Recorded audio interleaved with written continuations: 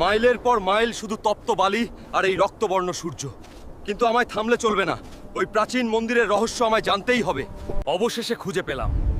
হাজার বছর ধরে অভিশপ্ত এই মন্দির। এর ভেতরেই কি লুকিয়ে আছে সেই জাদুকরি লাল পাথর?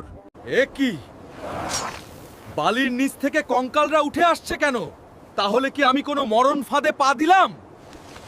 আমার জাদুকরি তলোয়ার আর এই তাবিজে যতক্ষণ নীল বিদ্যুৎ আছে ততক্ষণ এই কঙ্কাল বাহিনী আমার ক্ষতি করতে পারবে না।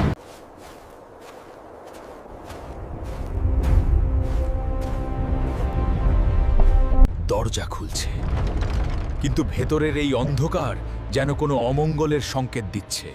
সাহস হারালে চলবে না। কে আপনি? এই অন্ধকার অভিশপ্ত মন্দিরে আপনি একা কি করছেন? আপনি কি এখানকার বন্দী? বাবা, আমাকে একটু জল দাও, আমি তোমাকে মুক্তির পথ বলে দেব। এই নিন জল। চিন্তা করবেন না, আমি আপনাকে উদ্ধার করব। উদ্ধার করবি?